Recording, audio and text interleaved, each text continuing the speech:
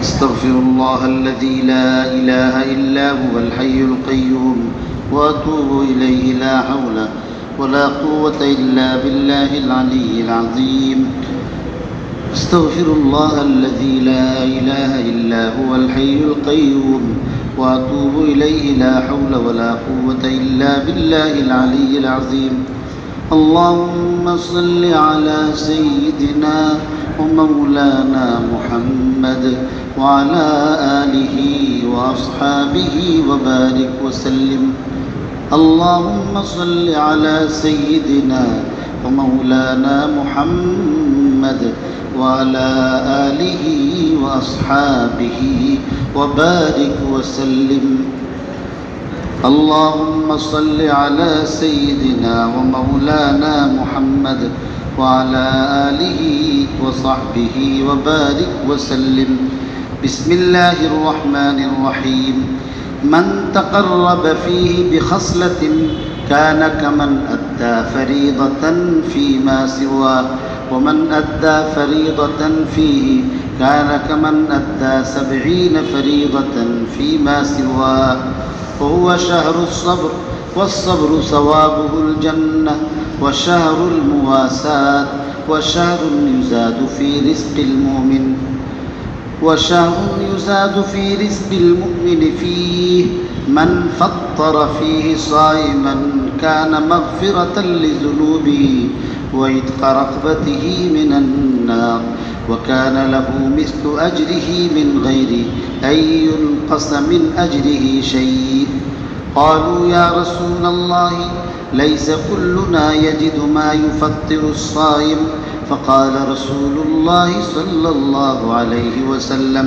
يعطي الله هذا الثواب من فطر صائما على تمرة أو شربة ماء أو مذقة لبن وهو شهر أوله رحمة وأوسطه مغفرة وآخره عتق من النار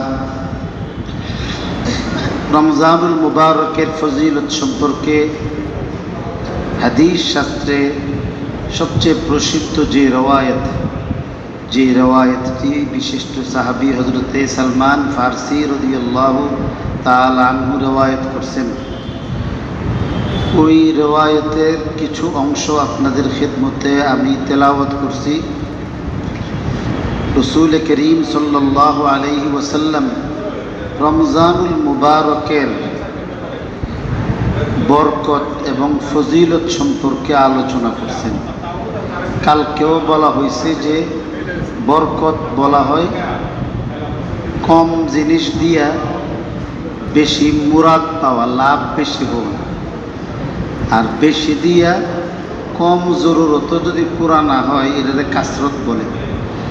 তো আল্লাহ তাআলা এই রমজানুল মুবারকে কম আমলের বিনিময়ে বেশি বেশি সওয়াব বরাদ্দ করেন, বেশি বেশি সওয়াব এই রমজানের বরকতে আল্লাহ দান করেন।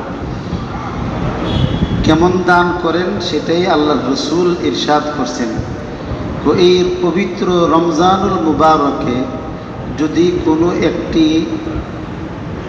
নফল ইবাদত কোনো ব্যক্তি আঞ্জাম দেয় তাহলে রমজান ব্যতীত অন্য মাসে ফরজ ইবাদত করার সমপরিমাণ সওয়াব আল্লাহ দান করেন।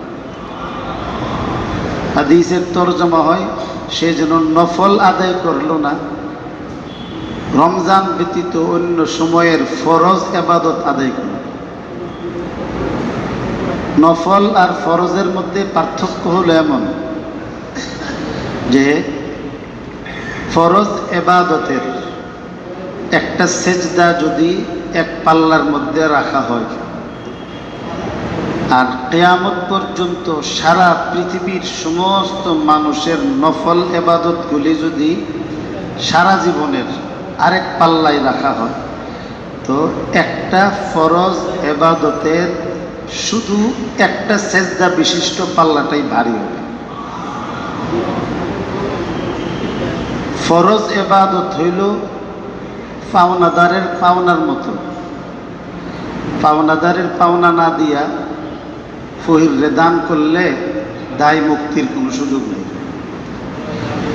খালি ফকিরে দান করলেই যদি মুক্তি পাওয়া যেত, হারাম ও হালাল হয়ে যেত, তাইলে এত কষ্ট করার তো দরকার আছে না। বেলায় নিয়ে টেহা কামাইয়া হজ করে ফেললে চলতো, আর না হয় গরিবরে দান করে দিলেই চলতো। অথচ হারাম উপার্জন করা অর্থ সম্পদ সওয়াবের নিয়তে আল্লাহর রাস্তায় দান করলে বেঈমান হইয়া মরার আশঙ্কা আছে। আমাদের বড় ভাই সাহেব খুব সহজভাবে অনেক কিছু বুঝাইতেন। এই বিষয়টা ভাই সাহেব এই মিম্বরে একদিন বলছিলেন যে দেখেন, কোনো ব্যক্তি যদি আত্মীয়র বাড়ির মধ্যে কোনো হাদিয়া তোহফা না নিয়া ঈদের মধ্যে এমনি যদি যায়, অথচ তার তৌফিক আছে, তো মানুষে বলবো যে সে বখিল, কৃপণ। আল্লাহ তো তারা কম দিছে না, সারানার মিষ্টি এলে কি হইতো, একটা চকলেটই আনতো, একটা চকলেটও আনলো না, কেমন বখিল, এতটুকু বলবে। আর আরেকজনে কি করছে, সে বাংলাদেশের নাম করা একটা ব্র্যান্ড কোম্পানির একটা প্যাকেটের ভিতরে ফসা পায়খানা এগুলি যদি আপনার প্যাকেটিং কইরা ভালো প্যাকেটের মধ্যে কেড়ে নেওয়া যদি দেয়, যাও তোমার জন্য আনছি, তো তাহলে সম্পর্ক যেমন নষ্ট হবে, যে এটা বহন করে লইয়া দেব তারে মানসিক রোগী, পাগল বলবে, আর আত্মীয় স্বজন তার এই উপহার পাইয়া উনি যে জিনিস লইয়া গেছেন ওনারে ফিটটা এই জিনিস বাইর করবে, হেরে ফিটাই আবার আগে যে তুই নাম তুই ভালো আছিস, এটা করছো কিনলেই উপহাস করছে। তো আল্লাহ পাক রব্বুল আলামিন হালাল উপার্জন, হালাল জিনিস সওয়াবের নিয়তে দান করুন লাগে। তো হারাম উপার্জনটা তো এমন পেশাব পায়খানার চেয়েও আরও বেশি নাজাসা। তো এটাকে এসে যদি মসজিদের মধ্যে নিয়ে দেয়, এটাতে গিয়ে যদি আপনার সওয়াব পাওয়ার নিয়তে দেয়, তাইলে সে আল্লাহ তাআলার দরবারে, আল্লাহর এই শাহী দরবারের মধ্যে এই নাপাক পেশ করতেছে। এটা আল্লাহ তাআলাকে চ্যালেঞ্জ করা হয়।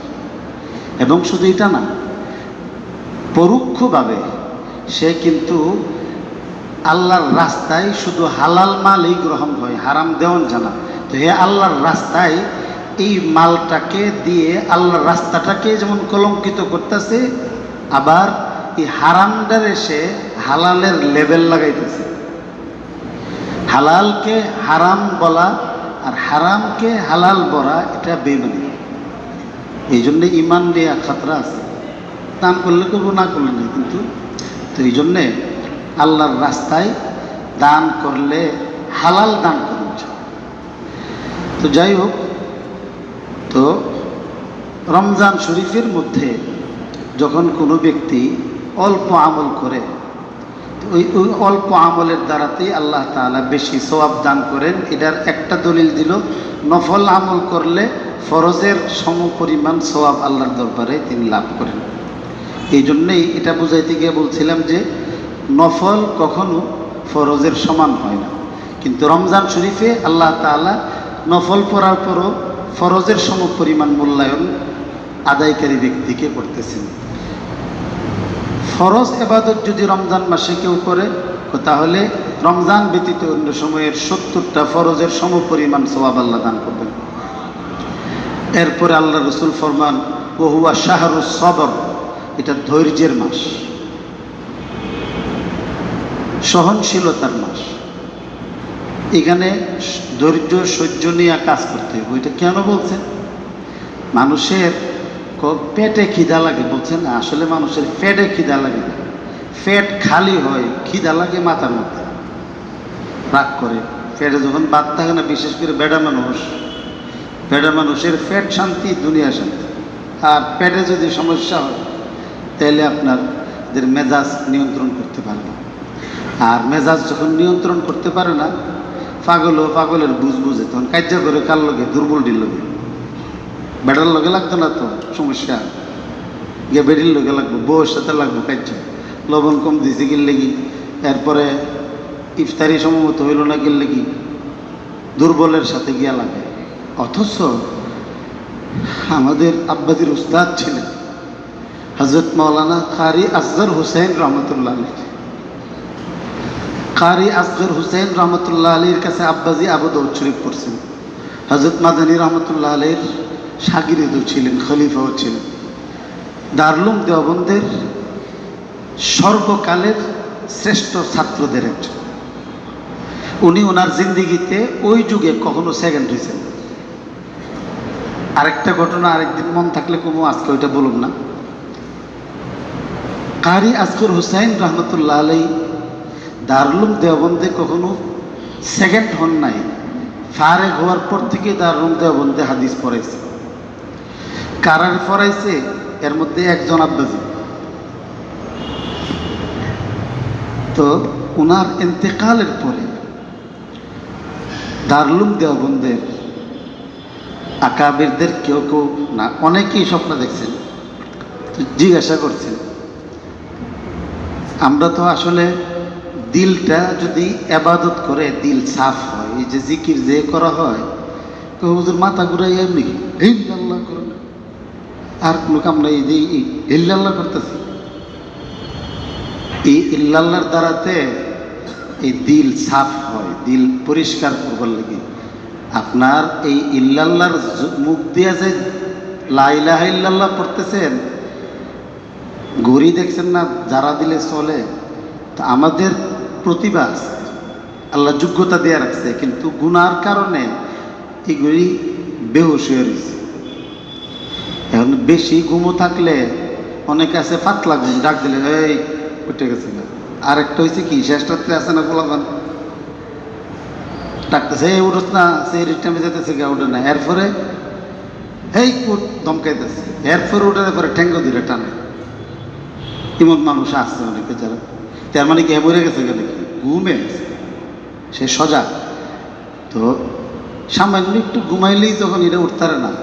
আর আমরা তো সারা জীবন গুনার সাগরের মধ্যে ডুববা রয়েছি। চিকিৎসা করবো যে হেও ঘুমাইছে, যে চিকিৎসা করবো তো এই চিকিৎসকও নাই। তো এমন একটা আকালের মধ্যে আমরা পড়ছি। এই জন্যে দিলের মধ্যে এগুলি, দিল আয়নার মতো সাফ হয়, দেখা যায় জিকিরের দ্বারাতে। তো হযরত কারি আসগর হুসাইন রহমতুল্লাহ আলাই ওনার ইন্তেকালের পরে ওনারে স্বপ্নে দেখছে, জিজ্ঞাসা করছে যে হুজুর আল্লাহ আপনার সাথে কি আচরণ করছে, আল্লাহ আপনার সাথে কি ব্যবহার করছেন। এই ঘটনা, এই ধরনের অনেক ঘটনা আছে কিতাবের মধ্যে, একজনের ঘটনা না, একজন না, প্রায় বুজুর্গানে দিলের এমন ঘটনা ঘটছে। তো ওনারা জিজ্ঞাসা করার পরে হযরত কারি আসগর হুসাইন রহমতুল্লাহ আলী বলেন যে আল্লাহ আমাকে নবীজির ছোট্ট একটা সুন্নতের উপর আমল করার বরকতে আমার মাফ করে দিয়েছে। কি আমল? উনি বললেন, উনি তো কারি, মানে খালি কোরআন শরীফের কারি না, কারি নামে মশহুর ছিলেন, অনেক বড় মুহাদ্দিস ছিলেন। তো উনি বলতেছেন, আমি যেদিন হাদিসে পড়ছি যে মা আবা রাসূলুল্লাহ সাল্লাল্লাহু আলাইহি ওয়াসাল্লাম তাআমান কাত্তু, যে নবীজি কখনো কোনো খাবারের দোষ বলতেন না। কারণ একজন মহিলা, সে তার সম্পূর্ণ যোগ্যতাটা উজাড় করেই রান্না করে। রমজান মাস, উনিও রোজা রাখছে। আমি তো খাইতাম গেছি, সময় মতো না পাওয়ার কারণে তাদের উপর প্রেশার দেয়। সেও কিন্তু বেরোজদার না, সেও রোজা রাখছে। সামনে খাবার নিয়ে আধা ঘন্টা রান্না করে দেখেন রোজা নি বিকাল পর্যন্ত রাখতে পারেন, দরজা লাগায় খাই নেবেন। পরে কি হুজুর ভুলে তো খাইলেছি, থাকতে রাত গা ভেঙে লাগে। খাওয়ানোর গন্ধ না লাগলে তখন আপনার রোজা রাখা কষ্ট হতো। ভুলে হয়তো লবণ কম হয়েছে, একটু বেশি হয়ে গেছে, সে ইচ্ছা করছে না। তো এই সময় যদি একটু গিয়া ইফতারের সময় আমরা যদি সহ্য না করতে পারি, তো তাইলে এই নামাজ রোজা ফিরা লাভ কি? পাগল ছাগলের মতো তো আমাদের আচরণ করুন যেত না। তো উনি বলেন, আমি যেদিন এই হাদিস পড়ছি যে হুজুরে আল্লাহ রসুলে কখনো কোনো খাবারের দোষ ধরতেন না, কারণ খাবারটা মজা হয়েছে না, কিরাঞ্চ এগুলি বললে তখন সারাদিনের কষ্টটা আরও বেশি মজবুত হয়। আল্লাহ রসুল এমন হয়েছে, সবসময় যে এমন তো না, কোনো সময় মর্জির খেলাফ খাবারও আসছে, তো কী করতেন, আল্লাহ রসুল খাইতেন না, হাত ছড়ায় রাখতেন, বুঝতেও দিতেন। তো তখন যে রান্না করছে সেই কিন্তু পরে তার ত্রুটি বুঝতে পারে, এবং আপনার এই ব্যবহারের কারণে মরণের আগ পর্যন্ত সে সতর্ক থাকবে। আর ক্ষণিকের এই ঝালটা যদি মিটাই ফেলেন না, আমি মিটাই ফেললাম, তখন এর দ্বারাতে সে বলে যে কার জিন্দিগি করি,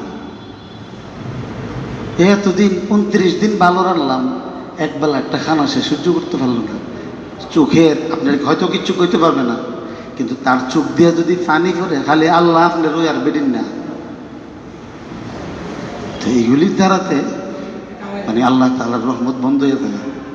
তিনি বলেন, আমি কখনো কোনো মহিলার খাবারের ত্রুটি আর বর্ণনা করি নাই। ইন্তেকালের পরে আল্লাহ তাআলা নবীজির এই সুন্নতের উপর আমল করার কারণে আল্লাহ আমার মাফ করে দিয়েছে। তো এমনই আর কি, যে এটা সবর, ধৈর্যের মাস।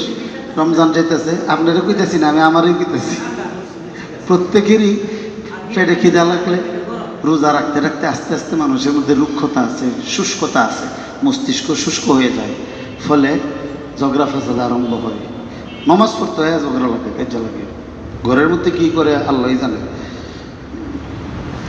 তো এই জন্যে বলছেন যে হুয়া শাহরুস সবর, এটা ধৈর্যের মাস। আর ওয়াসসাবরু, যদি ধৈর্য ধারণ করতে পারে কেউ, ধৈর্য ধারণকারী ব্যক্তির বিনিময় জান্নাত ছাড়া আর কিছু না। আল্লাহ রসুল ফরমান ওহুয়া শাহরুল মুওয়াসাত, এটা সহমর্মিতার মাস। দুঃখীদের দুঃখে নিজেও মানে যে চিরসুখী জন, ভ্রমে কি কখন। এরপরে এই যে আমার আপনার চিন্তা করতে হবে যে যারা দুঃখী, খাইতে পায় না, যার ঘরে নাই, পেট বেড়ে খাইতেছি, ফিলিস্তিনে কি করতেছি কে দেখেন। কালকে পরশুদিন একটা ছবি দীক্ষা পত্রিকার একটু বাড়ায় বলতেছি না, আমি একা একা আমি চিৎকার মেরে দিচ্ছি, একটা বাচ্চার কান্না দীক্ষা।